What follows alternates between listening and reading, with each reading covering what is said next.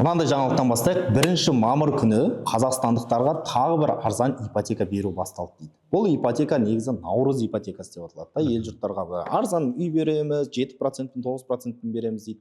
7-20-25 деген бар, 9-30-35 деген бірдеңе шығып жатыр. Жусан банктың арзан, в общем, арзан ипотекалар туралы не ойлайсың, айтшы? Үйлердің бағасына қалай әсер етеді?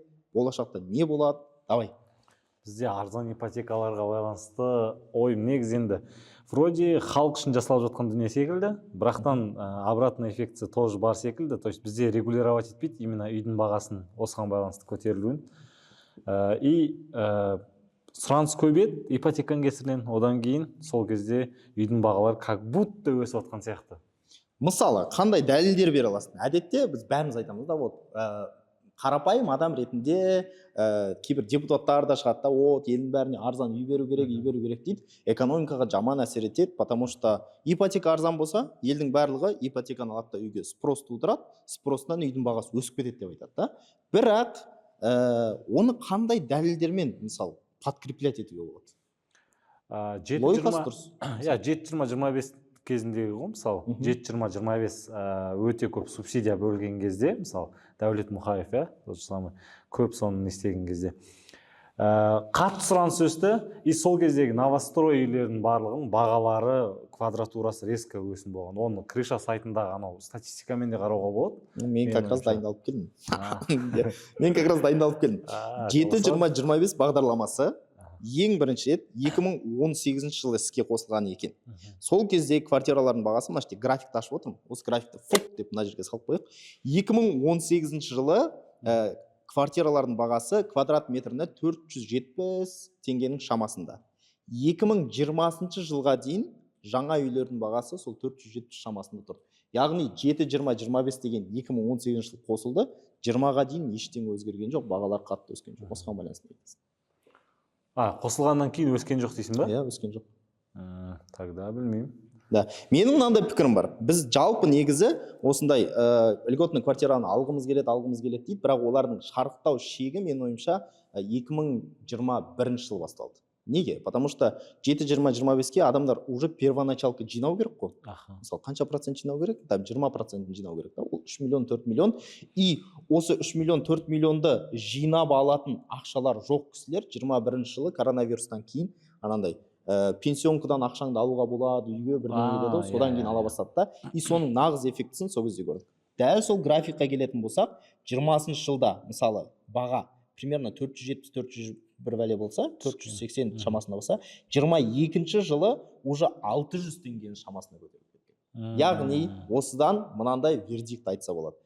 Жаңадан осындай программалар қосып жатыр, отбасы банк қосып жатыр, басқасы қосып жатыр. Солардың барлығы халыққа пайдалы деп есептегенмен оның зияндары біраз болып тұр ғой. То есть адамдар былай байқамайтын, бірақтан зияндары бар. Именно осы үйдің көтерілуіне бар. То есть бізде бұл жерде менің ойымша көптеп, мысалы, егер депутаттар тағы да біреулер егер бұл салада жұмыс істегілер келсе, үйдің бағасының осы көтерілмеуіне байланысты бір регулировкамен жұмыс істеу керек секілді. Әрине ол енді бизнесқа қаншалықты зиян алып келетін, ол тоже үшінші сұрақ болып келеді, бірақ бұл жақта енді тоже сол приоритет қайсысы. Сосын менің ойымша мынандай бір дүние бар сияқты. Мысалы, адамдар сондай бағдарламаларды шығарады да, обычно уязвимый дейді ғой, осы алу керек, адамдар алу керек дейді, бірақ негізінен олар емес, мысалы, үйін дейтін ата-анасының атына жазып қояды, туыстарының атына жазып қояды да, ақшасы барлар первоначалдан спокойно жинайтындар ала береді.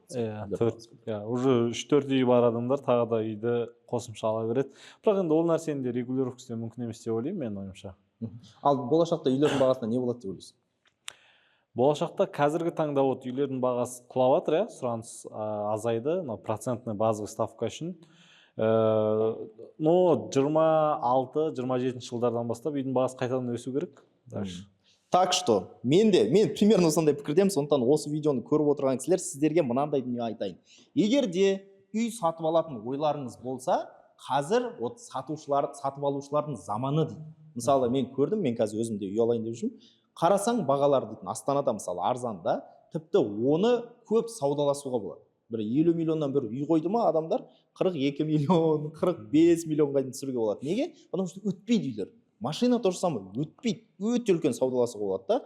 яғни қазір алатын болсаңыздар қазір алып алғандарыңыз. Себебі 26-27 жылға дейін уже там процент ставка деген дүние болады. Оны мен инстаграмыма кіріп көріп алыңыздар не екен. Процент ставка болады. Сол өскен кезде уже үйлердің бағасы қымбаттай бастайды. Қаршы, мен осы жаңалықтан бастайын деп шештім. Дальше былай жасайық. Біз енді саған да қоятын шығармыз ол сұрақты да. Еркін Finance деген инстаграм парақшада адамдар дейтін өздерінің ақша бойынша проблемаларын көп айтып келеді да.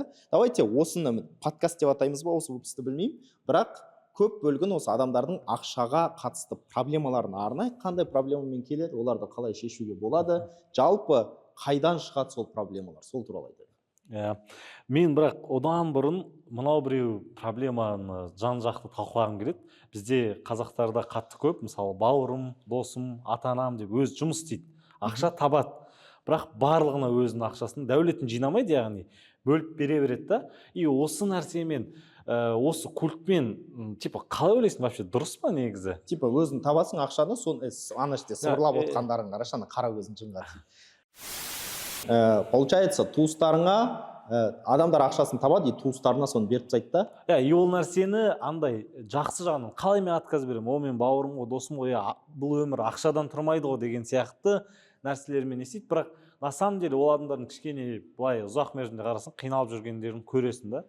Мен үшін кішкене сол бір проблема. Хорошо, ол үшін мынандай сұрақ қойыншы саған. Ладно, сен мысалы туыстарыңа ақша бересің бе, бауырыңа? Көп емес, өте реткі. Ата-анаңа? Мамалар сұраса, ата-анаға берем, бірақ мен ата-ана мен шүкір олай сұрамайды. Шыны керек. Сен жақсы бересің бе? Сұрағанда беремін, бауырыма бермеймін. Былай бермейсің да сен? Сенші, бауырларыңа, туыстарыңа?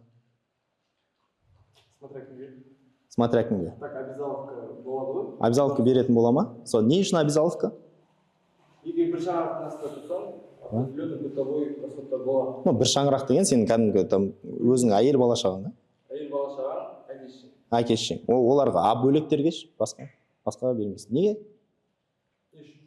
Не үшін беру керек?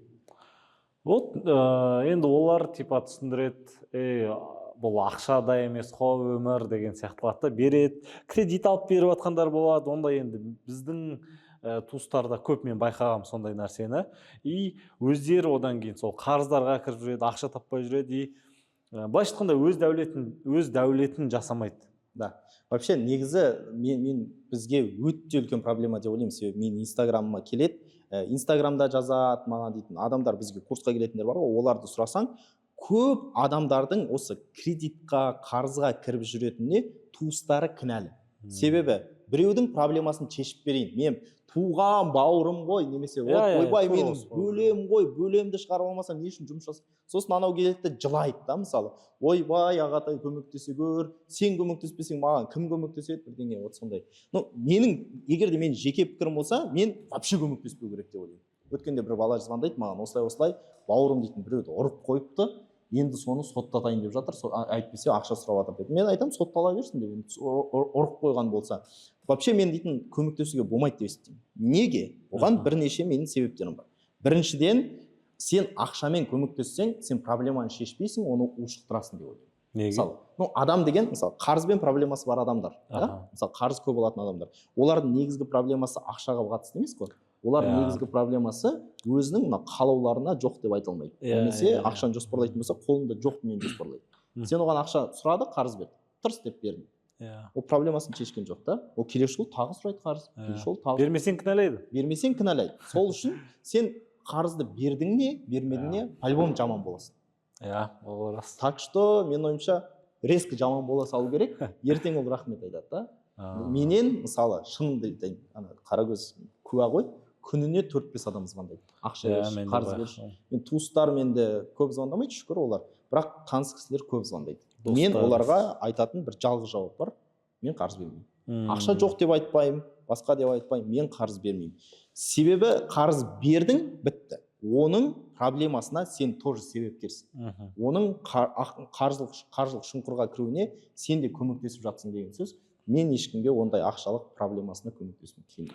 Одан кейін осы проблемада мне кажется адамдардағы ол сол связьдық, туысқандық, нелік кішкене манипуляцияларға көп түсіп қалады секілді. Қатты түседі. Өйткені вот айтады, сонда сенде ақша болып тұрған кезде бермейсің ба, и давлениедан қорқатын сияқты. Кейін ол әңгімені барады орталарда айтады, сосын орталарда көмек сұрап қалып едім, бір сол кезде көмектеспепті деген сияқты қысымдардан қорқады. Мынау өзінше болып кетіпті, қолына ақша, бұны ақша бүлдіріпті, қолына ақша түссе өзінше болып кетті деп. Мен былай айтатын, сондай айтуға дейін баратын адам болса, ол саған жақын емес. Ол мүмкін қаны жақын шығар, басқасы жақын шығар, сені ел жұрттың арасында қарап етіп жамандап түсіруге баратын адамдар сендердің достарың емес, жақындарың емес. Сондықтан қорықпау керек. Ондай айтатын адамдармен жақсы бір шетінен, зато ақша бермесең, ондай адамдармен дос болмайсың да. Ал ондайды айтпайтын кісілер, осы сенің жақсы достарың, ақша бермесең де түсін. Осы. Сосын бір статистика келтіре салайыншы. Давай. Мен кезінде университетте мынандай оқығанбыз. Анау қара нәсілді адамдар болады ғой. Қара нәсілді адамдардың ішінен енді геттодан шыққандар бар. Олар оқуға түседі. Оқуға түссе, сол оқуға түскен қара нәсілді адамдар бір статистика жасаған екен.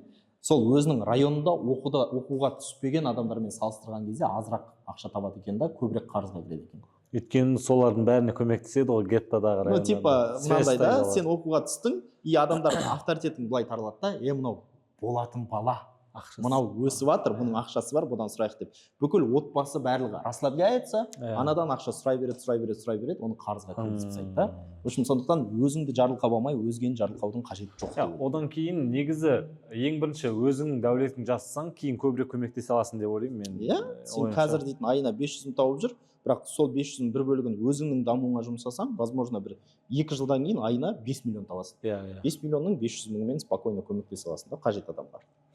И көбісі мен тағы да осы жерде адамдардың келетін проблемалардың бірі, ол ұстанымдар, біз бір рет екеуміз талқылағанбыз, кіші жастан деген ше. Ұстанымдар кіші жастан. Мысалы, неге кейбіреулер ақшаны жаратқыш болады?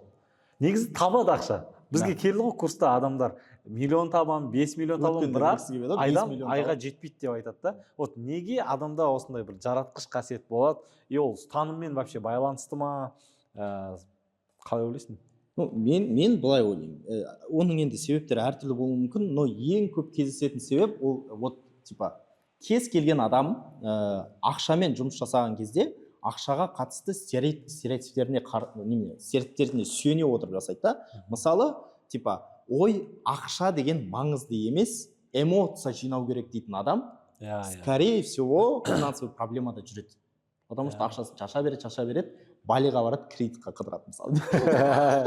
Өзінің қалауларын орындайды. Мысалы, сондай болмау үшін, немесе де ақшаң саған жетіп тұру үшін дұрыс ұстанбау керек. Мысалы, ақша маңызды емес, ақша керек емес деген ұстанымдарды алып тастау керек та. Ақша күшті, ақша жақсы, ақшамен бақытты болуына көмектеседі деген. Ал мынандай шашып тастайтын адамдардың вообще сенде қандай ұстаным, қате қандай ұстаным екен қалай білуге болады? Ол адам мысалы өзін қалай выявляет? Оңай ондайды білудің. Сен дейтін бүкіл өзіңнің мал мүлкіңді есептейсің, бүкіл қарыздарыңды есептейсің да, мал мүлкіңнен қарыздарыңды азайтып тастайсың, сол кезде минус табасаң, значит сен точно қате ұстан.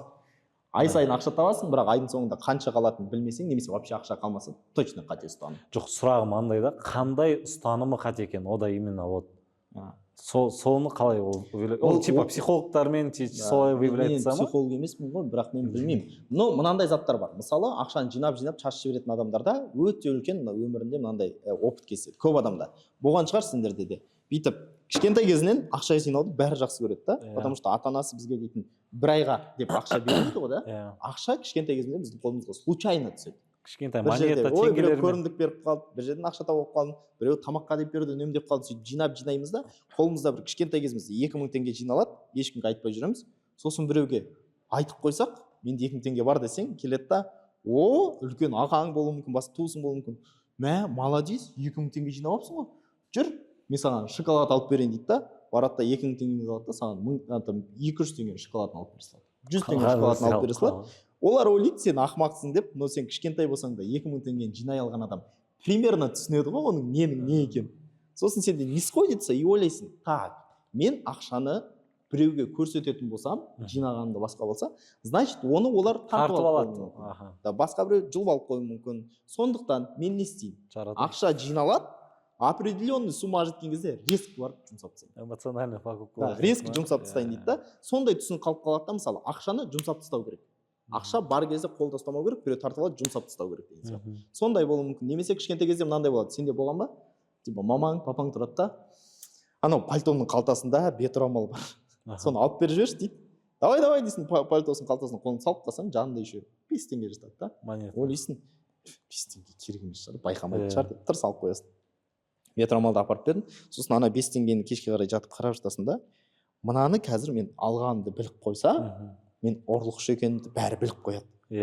Сондықтан мен мына ақшадан құтылайын деген.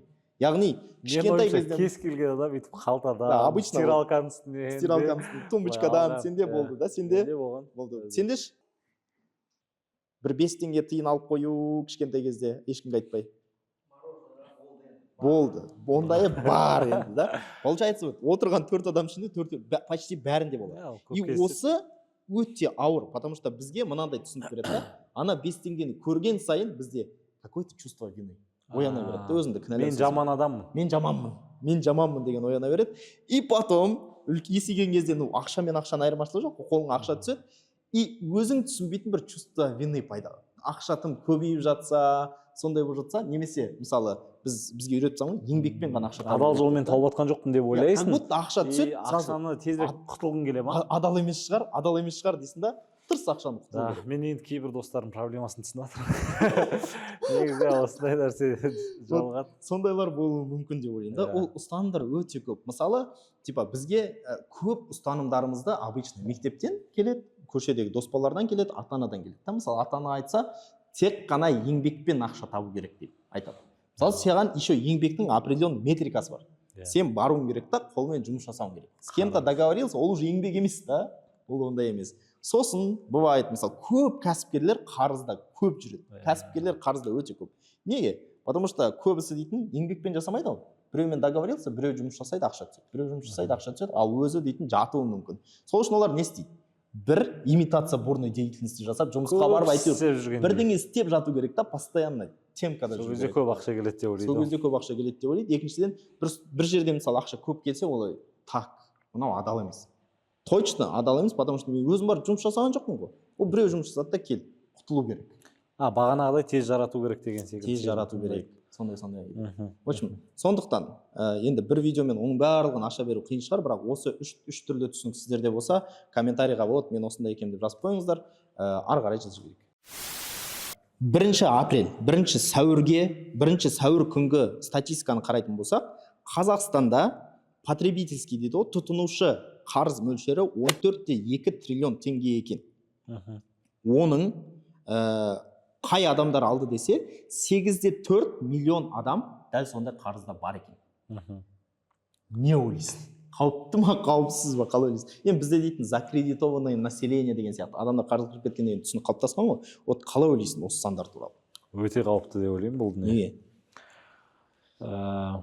Адамдардың жалпы енді қарызда болуы біздің егер экономический точка зрения қысесің, ол оған да әсер етеді. Өздеріне, адамдардың өзінің өмір деңгейлерінде қатты түсіретін секілді болып көрінеді.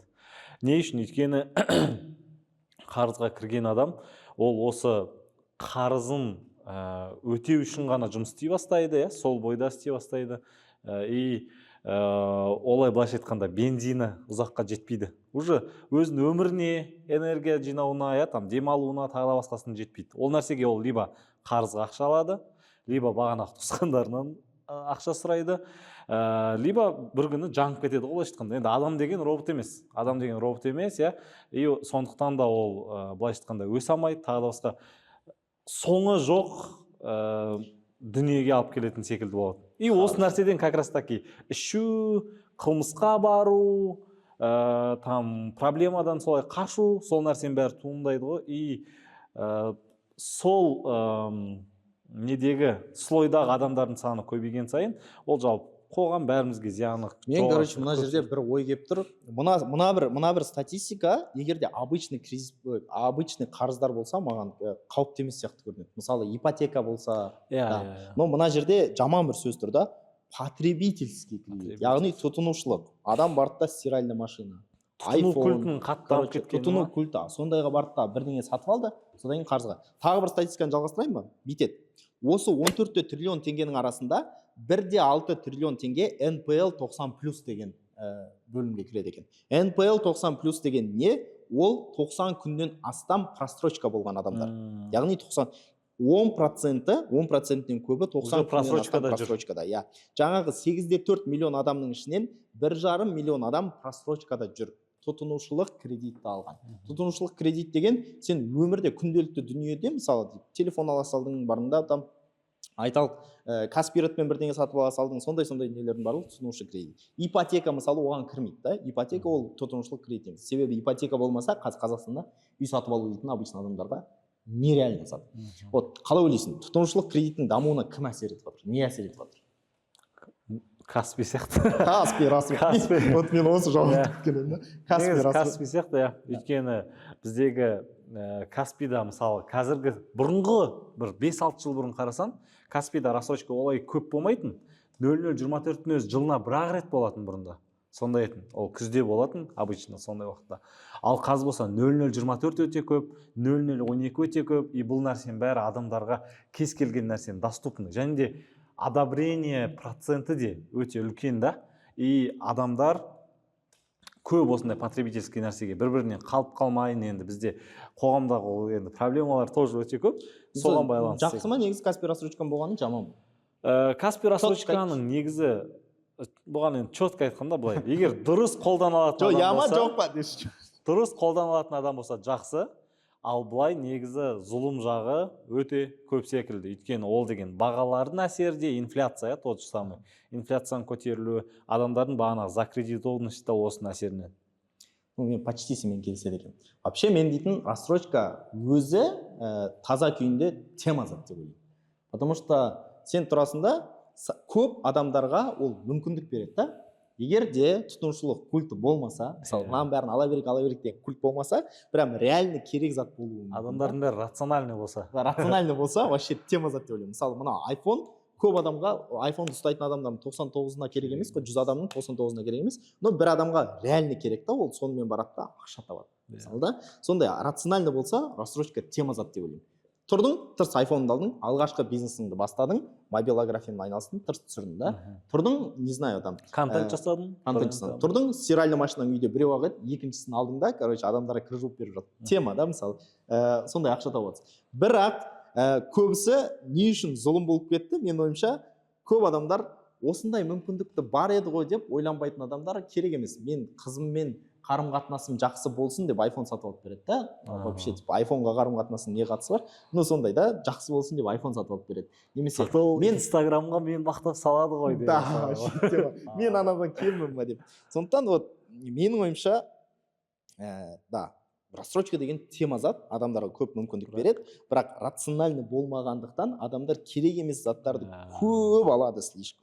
Сондықтан, в общем, қарызға кірмеңіздер. Осымен аяқтайық. Вообще біздің подкастты анандай жасайық, бір күшті бір қорытындымен бітіреді ғой да. Біз қорытындысыз бітіре берейік. Айтылған әңгімеден керек адам өзіне керегін алар. Керек емес болса, керек емес. Қандай күшті ғой. Керек болса керек, керек емес болса керек емес. Қарасаң қара, қарамасаң қарама. В общем, жалпы бұл жердегі идея, мен ойымша, біздің айтылған әңгімелерден сіздер мүмкін қарсы немесе келісетін келіспейтін ойларыңыз туады да, соны комментарийға жазасыздар, немесе белгілі бір ойдың түсінігінен бірдеңе өздеріңізге түйіп аласыздар. Сондай болсын. Все. Мына кітапты мен оқыған жоқпын.